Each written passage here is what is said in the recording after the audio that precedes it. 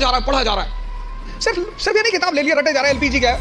Connectivity. मतलब 20 साल के टीचिंग कैरियर में जो हारने की सबसे बड़ी वजह है लोगों की, वो ये है कि वो इस परीक्षा के पैटर्न को समझे बिना सिर्फ पढ़ाई करते हैं। एक फॉर्मूला है 20 पेजेस पर डे, 3 महीने, 90 दिन का कोर्स है ये। 3 महीने, 4 बातें। आज के इस सेमिनार में मैंने 4 बातें बताई। ये 4 बातें आप हमारी तरफ से आज ले जाओ।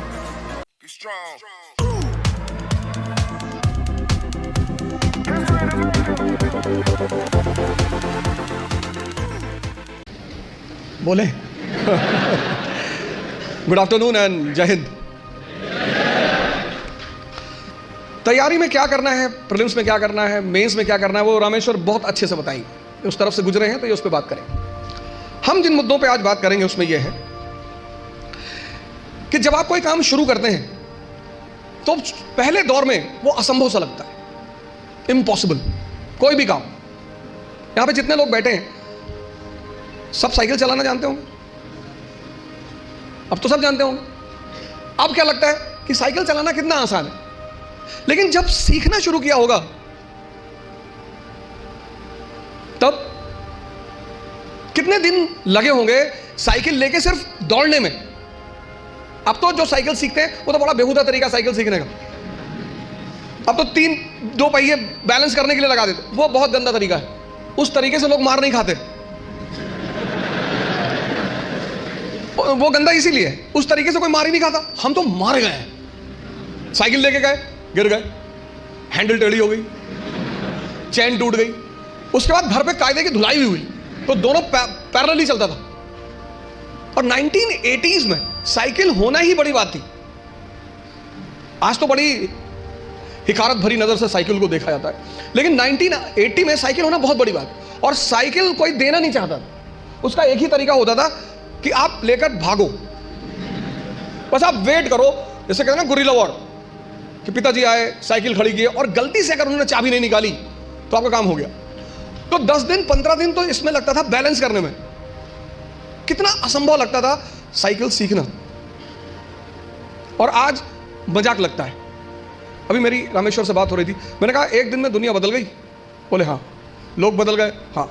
मैंने कैसा लगता रहा होगा जब तुम पहली बार आए होगे आईएएस की प्रिपरेशन करने? बोले असंभव सा लगता था। अब बोले अब मजाक सा लगता है। आज ये जहां बैठे वहां आईएएस मजाक है, और आप जहां बैठे हो वहां आईएएस असंभव है। तो ये असंभव मजाक में कन्वर्ट कैसे होता है?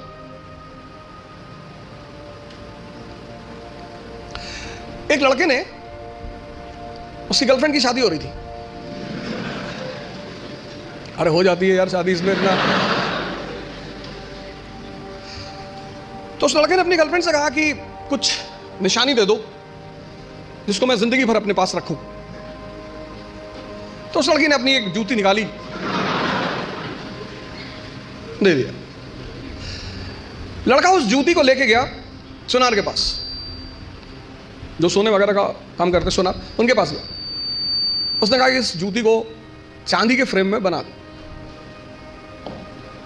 सुनार ने कहा अच्छा, कल शाम को आके ले जाइएगा। दूसरे दिन लड़का गया तो सुनार ने उसको चांदी की फ्रेम में जूती को बना के एकदम बाकायदा ला के लड़के के सामने प्रेजेंट किया। उसने कहा साहब, लड़के से हाथ जोड़ा, कहा साहब। बोले हाँ। बोले ये किस पीर औलिया की जूती है? तो बोले ये किसी पीर औलिया की जूती नहीं है, ये मेरी गर्लफ्रेंड है, उसकी जूती। सुनार ने जूता निकाल के 3-4 जूता मारा। तो बदतमीज कहीं गए। लड़के ने क्या हुआ? कहा कल से मेरा पूरा खानदान इसको 20-20 बार चूमने जा रहा है कि किसी औलिया की जूती, औलिया की जूती, औलिया की जूती।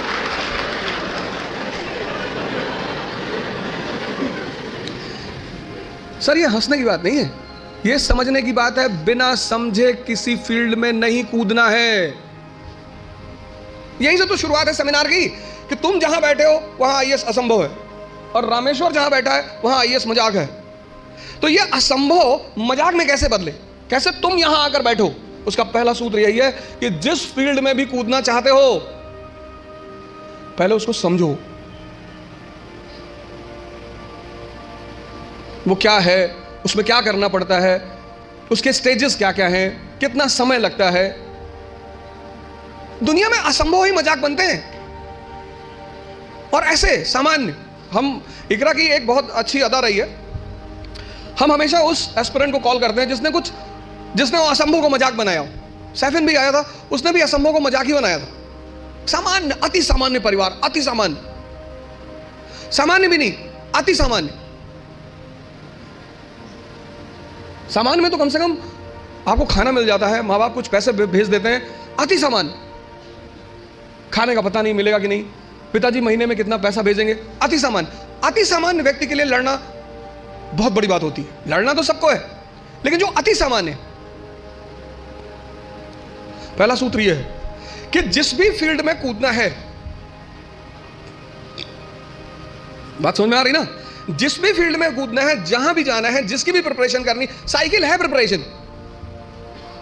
आज तुम्हें साइकिल चलाना मजाक लगता है। आज जब तुमसे कोई कहता है कि भैया साइकिल चलाना सीखना है, तुम कहता अरे यार साइकिल में क्या है, अब तुम्हारे लिए क्या है ना। लेकिन वो जो पहले दिन लेकर चलेगा, तो पहला सूत्र जो मैं देखता हूं, मैंने बहुत सारे लड़कों को देखा पिछले 20 साल के टीचिंग कैरियर में, जो हारने की सबसे बड़ी वजह है लोगों की, वो ये है कि वो इस परीक्षा के पैटर्न को समझे बिना सिर्फ पढ़ाई करते हैं।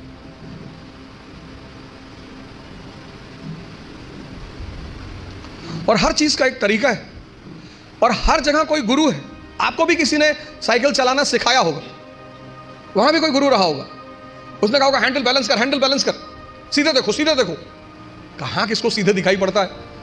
पैंडल पे पैर रखो तो हैंडल घूम रही है, हैंडल संभालो तो पैंडल इधर जा रहा है, और सब संभाले तो खुद नीचे आ गए।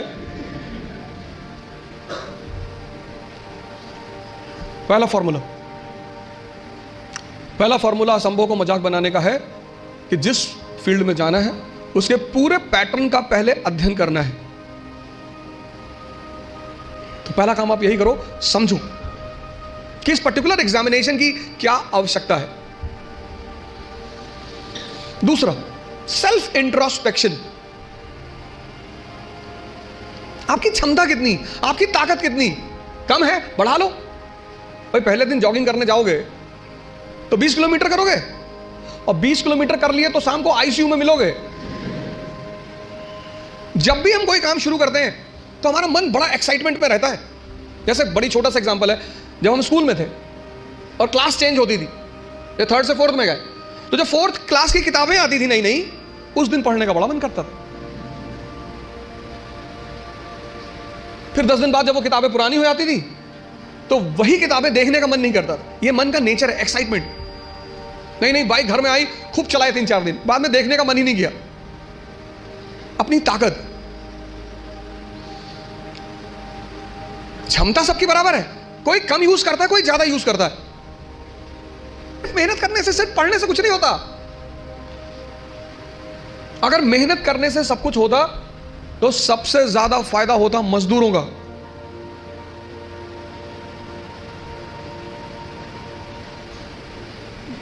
और राजा भी मेहनत करता है, मजदूर भी मेहनत करता है, मेहनत दोनों करते हैं। राजा की मेहनत छिप जाती है। क्यों छिप जाती है? क्योंकि वो फॉर्च्यूनर में चल रहा होता है, तो लोग उसकी मेहनत नहीं देख पाते, उसकी फॉर्च्यूनर देखते हैं, उसका कपड़ा देखते हैं, उसका घर देखते हैं। इसलिए राजा की मेहनत दिखाई नहीं पड़ती, लेकिन मजदूर की मेहनत दिखाई पड़ती है। मेहनत दोनों करते हैं। फर्क क्या होता है? एक बिना सूत्र के करता है, बिना फॉर्मूले के करता है, कुछ भी करता है। आज ये किताब खरीद लाया, कल वो किताब ले आएगा, फिर एनसीईआरटी ले आएगा, पढ़ा जा रहा है, पढ़ा जा रहा है। सदाशिव पेट में खड़ा है यवले चाय की दुकान पे, किसी ने कह दिया पॉलिटी की नई किताब आई है, तुरंत देखे, अच्छा कौन सी भाई साहब? पता लड़कों ने बता दी कि ये किताब, गए बाजार से किताब लिया। मजदूर का अप्रोच नहीं है। मेहनत तो करना ही है, वो उस पर तो बात ही नहीं करनी।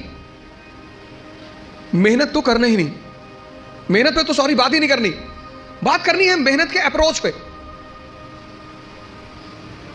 क्षमता सबके पास है। ये दो पेट हैं, मैं बार बार कहता हूं, एक पेट ये, एक ये। तो अगर ये 4 रोटी हजम करता है और पहले दिन तुमने इसे किसी दिन 15 रोटी दे दी, वॉमिटिंग शुरू। जितने लोग तैयारी शुरू करते हैं, मैंने देखा शुरुआत में इतना पढ़ना शुरू करते हैं, पहले दिन से 10 घंटा 15 घंटा, आराम से। आपको पता नहीं, आपको लगता नहीं कि ये पेट है ना, हजम करना होता है, सिर्फ अंडरलाइन करना नहीं होता। मैंने 98% स्टूडेंटों को देखा है, वो किताब को अंडरलाइन करने को पढ़ाई मानते हैं। इस हॉल में कितने लोग हैं जो न्यूज़पेपर नहीं पढ़ते हैं? नहीं पढ़ते, नहीं पढ़ते। सारे लोग न्यूज़पेपर पढ़ते होंगे, 2-4 होंगे जो अभी नहीं पढ़ते होंगे, बाकी सारे लोग पढ़ते हैं ना, है ना? अभी जापान के एक नेता है शिंजो अबे, उनकी हत्या हुई। उनकी पॉलिटिकल पार्टी का क्या नाम है? हाँ?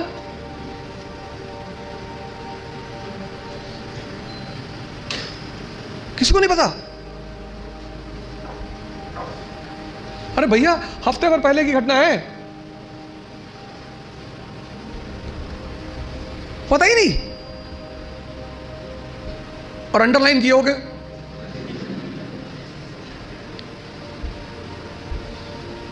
कितनी बड़ी, कितनी एक लाइव एग्जांपल देखो।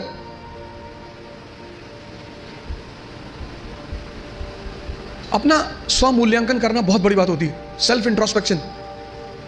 कभी कभी एहसास होता है हमें कि हम बहुत काम कर रहे हैं, कुछ होता नहीं उस वक्त। बात समझ में आ रही ना? इस क्षमता, यहां की जो डाइजेशन क्षमता है, ये दिखाई नहीं पड़ती ना, ये दिखाई पड़ता है।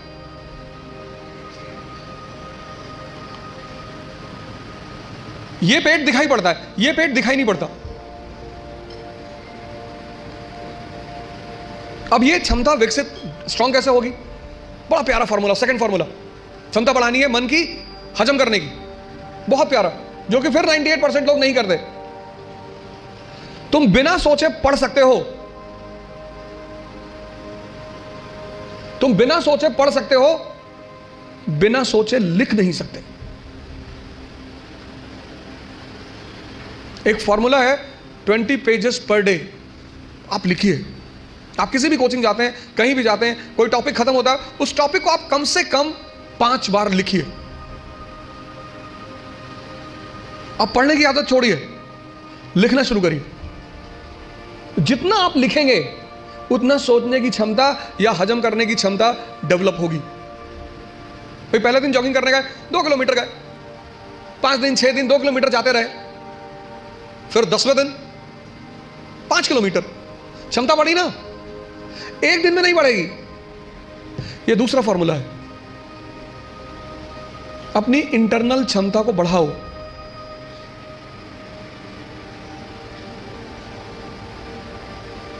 नहीं बात क्लियर हुई? हाँ? कितने लोगों को इस बात का वो रहता है, मुझसे बहुत सारे लोग मिलते हैं, सर हमें कुछ याद नहीं रहता। आपने हजम ही नहीं किया। मूवी आपको पूरी याद रहती है ना, नॉवेल पढ़ा आपने पूरी याद रहता है, पूरा नॉवेल, एक एक लाइन, एक एक कैरेक्टर याद है। ये क्यों नहीं याद है? क्योंकि आपने हजम करने की कोशिश नहीं की। ये दूसरा फॉर्मूला। अपनी इंटरनल कैपेसिटी को पहचानो, पहचानो। यही तो है सेल्फ इंट्रोस्पेक्शन। और अगर वो कम है, बढ़ा लो। 3 महीने, 90 दिन का कोर्स है ये। 3 महीने, 3 महीने अगर 20 पेजेस लिख ले गए तो तुम बिलीव नहीं करोगे कि तुम्हारे सोचने की क्षमता कितनी डेवलप हो जाएगी, हजम करने की क्षमता कितनी डेवलप हो जाएगी। ये दूसरी चीज, अपना मूल्यांकन, अपनी ताकत को समझना कि मेरा पोटेंशियल लेवल क्या है। क्लास खत्म हुई, आप घर गए, आप जो 2.5 घंटा पढ़ा है उसको रीराइट करने की कोशिश करो। संभावना है कि आप सिर्फ 30% लिख पाएंगे, शायद। कुछ लोग तो 10% भी नहीं रिकॉल कर पाते। तो पहला काम क्या करना है? एग्जामिनेशन पैटर्न को समझना है। ये क्या है, कैसे है, पहला चरण क्या है, सेकंड, दूसरा चरण क्या है, तीसरा चरण क्या है। दूसरा क्या करना है? सेल्फ इंट्रोस्पेक्शन करना है। सेल्फ इंट्रोस्पेक्शन करो। दूसरा काम, अपनी क्षमता को पहचानो। अगर कम है, अगर तुम 2 किलोमीटर सिर्फ वॉक कर सकते हो एक दिन में, कोई बात नहीं, उसको 25-30 किलोमीटर तक पहुंचाओ। इन सब लोगों ने यही किया, अपनी क्षमता को पहचाना, सेल्फ इंट्रोस्पेक्ट किया, उसमें को बढ़ाया। हम जब तैयारी करने आए थे, हमको कुछ नहीं आता था।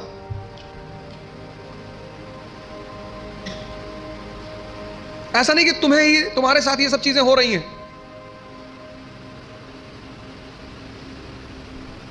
तो पहली बात, पहला काम क्या करना है? एग्जामिनेशन पैटर्न को समझना है। दूसरा काम क्या करना है? Self introspection. तीसरी बात, कहावत है हिंदी में, लकीर के फकीर। मतलब उनको एक ट्रैक पे रख दो, वो उस ट्रैक से कभी हटेंगे ही नहीं। उतना ही करेंगे जितना बताया जाएगा, उतना ही बोलेंगे जितना कहा जाएगा।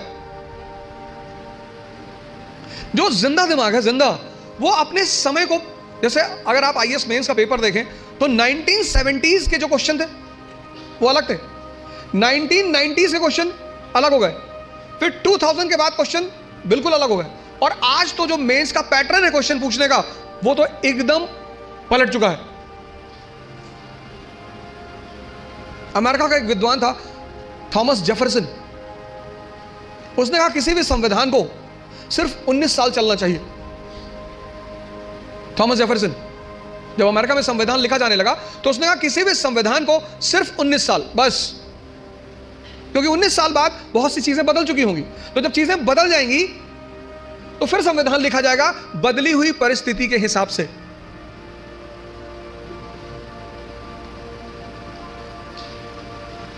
गावस्कर किसी जमाने में क्रिकेट के सुपरस्टार थे। गावस्कर को रिप्लेस किया सचिन तेंदुलकर ने, सचिन तेंदुलकर को रिप्लेस किया विराट कोहली ने। अब विराट कोहली को भी कोई रिप्लेस करेगा।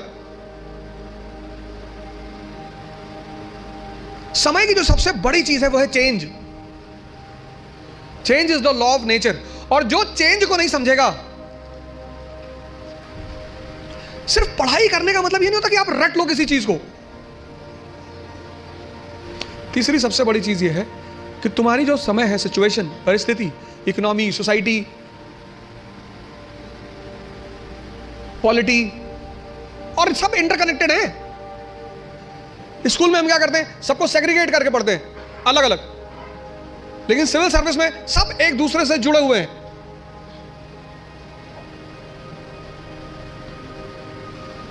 तुम्हारी जो परिस्थिति है, तुम्हारा जो समय है, उसको देखना, उस पर गौर करना बहुत जरूरी है। अगर तुम अपने समय को नहीं, उस परिस्थिति को नहीं पहचानते। 17 का क्वेश्चन पेपर अलग था क्योंकि तब इकोनॉमी और सोसाइटी अलग थी। 80s का क्वेश्चन पेपर अलग था क्योंकि तब इकोनॉमी और सोसाइटी अलग थी। 91 के बाद तो ड्रास्टिक चेंज आया, एलपीजी, तुरंत यू टर्न मारा एग्जामिनेशन पेपर ने, और अब एकदम अलग परिस्थिति दुनिया में चल रही। पूरी दुनिया में, कहीं एक जगह नहीं चल रही है, पूरी दुनिया में।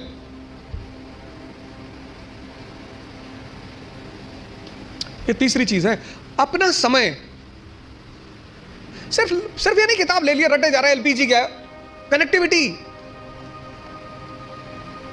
भारत यूनिटी इन डाइवर्सिटी का देश है, आज से नहीं, प्राचीन काल से। और उस यूनिटी इन डाइवर्सिटी की मुख्य वजह क्या है? भारत की ज्योग्राफी।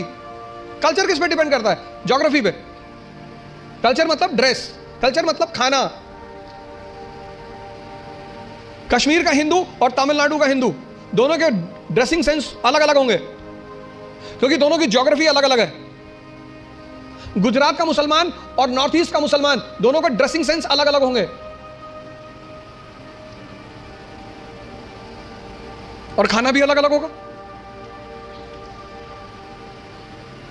तो अशोक को, जैसे आज हिंदू मुस्लिम ईसाई के बीच तनाव है, ऐसे अशोक को बुद्ध, ब्राह्मण और जैनों के बीच तनाव का सामना करना पड़ा। और टेंशन चाहे फैमिली में हो या राष्ट्र में, विनाश करती है।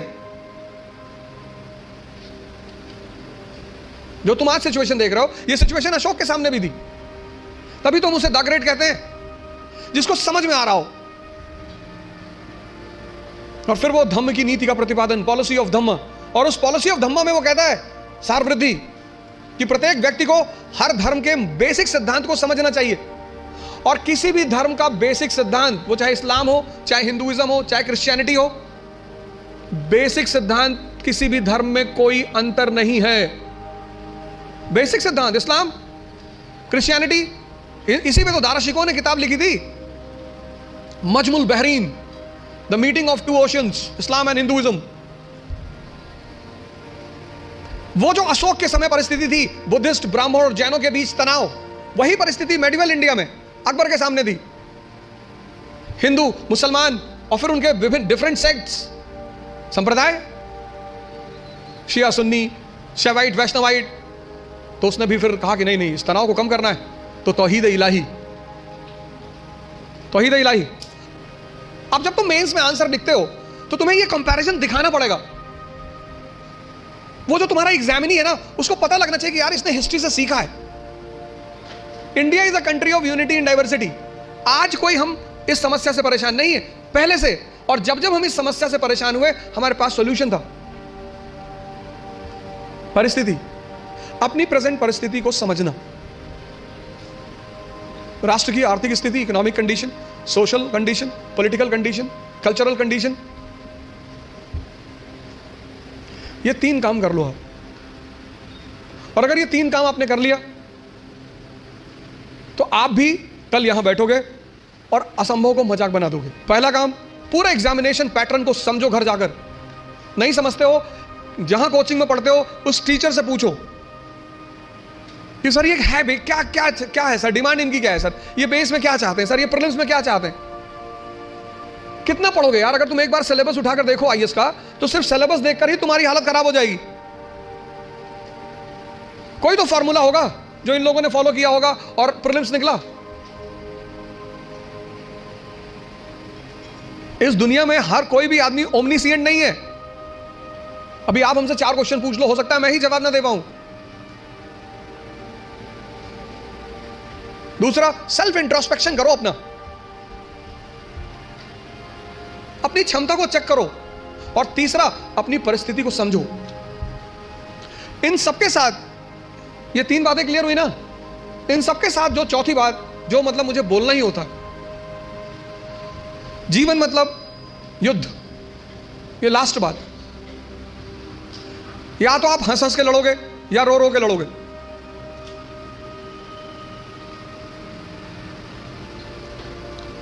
जीवन मतलब युद्ध। 2 लोगों के जीवन में कोई लड़ाई नहीं है। एक चपरासी के जीवन में, चपरासी, कुछ लोग मुझसे कहते हैं मुझे चैलेंजेस नहीं चाहिए लाइफ में। बहुत अच्छा, चपरासी बन जाओ। चपरासी का काम क्या है? साहब के ऑफिस के बाहर बैठा हुआ है, जो भी मिलने आया मीटिंग करा दी, वरना बैठे हुए, क्या फर्क पड़ता है। और वो भी चपरासी अगर ब्यूरोक्रेसी का है, जुडिशरी का है। भाई राजा से मिलने के लिए जो सबसे अहम आदमी होता है वो यही लोग होते हैं, यही इंफॉर्मेशन देते हैं। साहब कितने बजे आते हैं, साहब कितने बजे आते हैं, कहां जाते हैं, गोल्फ खेलने कहां जाते हैं।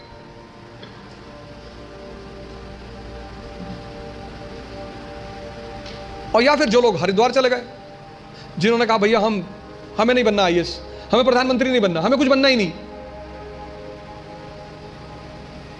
आज आप गेरुआ पहन लो, आज आपके जीवन की सारी चुनौती खत्म, क्योंकि आपने मान लिया कि आप इस जीवन की लड़ाई में शामिल नहीं हो। लेकिन जीवन का मजा भी तो यही है, और करना क्या है? तो जब लड़ना है, जब ये पता है कि लड़ना है, युवा मतलब शक्ति। भारत आज एक दुनिया का ऐसा देश है जिसके पास सबसे ज्यादा युवा हैं। और भारत आज दुनिया का एक ऐसा देश है जिसके युवा सबसे ज्यादा डिप्रेशन में है। और जीवन की लड़ाई में 2 ताकतें बहुत काम आएंगी, एक मन की और एक शरीर की।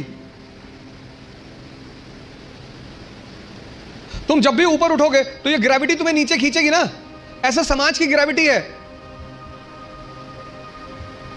हम जब आईएएस की तैयारी करने गए तो हमारे गांव में हर आदमी, मतलब एक साहब तो हंसना शुरू किया उन्होंने, और हंसते हंसते गिर गए वो। उन्होंने हमसे पूछा दिल्ली क्यों जा रहे हो? अब मेरा दिमाग खराब था, मैंने कह दिया मैं आईएएस की तैयारी। बोले आईएएस? फिर वो हंसने लगे और हंसते हंसते वो गिर गए। और उस हंसी का इतना रोल रहा मेरे जीवन में, मतलब उस हंसी ने मुझे एकदम मजबूत कर दिया था कि अब आईएएस ही बनना है। उस दिन मुझे एहसास हुआ कि महाभारत क्यों हुई। आपको कोई डांट दे उतना बुरा नहीं लगता, आपको कोई भगा दे बुरा नहीं लगता। जब लोग हंसते हैं ना तब बहुत दर्द होता है। लेकिन मेरे पिताजी ने मुझसे कहा कि आईएएस प्रधानमंत्री बनने वाले आदमी। अरे मैंने कहा यार क्यों चढ़ा रहे हो फालतू में, भगवान के आशीर्वाद से आज भी हमारे साथ हैं। और मैं अगर उनसे कोई भी बात कहता हूँ तो तुम्हारे लिए तो कल ही कर लोगे। मैंने कहा सोच रहा है हवाई जहाज खरीद लो। अरे ने कहा भैया जी लेने दो। लेकिन उन्हीं की वजह से मतलब आज जहां भी मैं हूं उसमें सबसे ज्यादा योगदान मेरे पिताजी का है।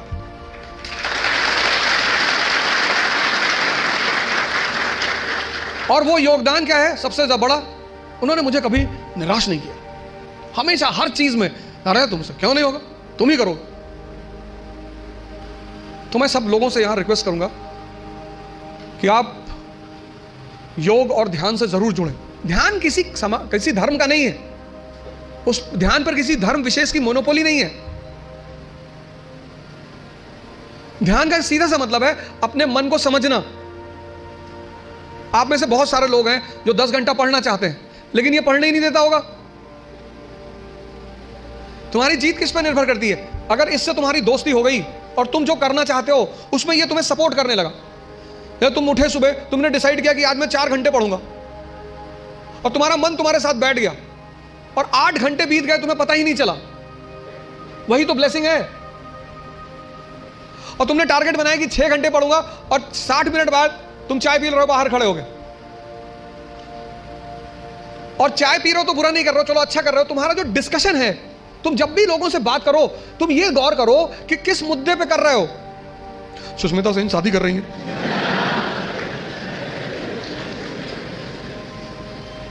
तुम्हारा चाय पीना भी बुरा नहीं है, तुम्हारा डिस्कशन करना भी बुरा नहीं है।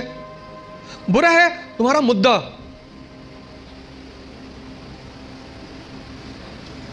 चलो बाहर निकल ही आए, बात कर रहे हो, कोई बात नहीं, तो किसी ऐसे मुद्दे को उठाओ जिससे, और डिबेट का मतलब झगड़ा नहीं, डिबेट का मतलब एक्सचेंज ऑफ इंफॉर्मेशन। पूरी जिंदगी तुम ये कभी नहीं कह पाओगे कि अब मुझे सब कुछ आता है, और जिस दिन तुमने ये कह दिया किसी मेंटल हॉस्पिटल जरूर चले जाना।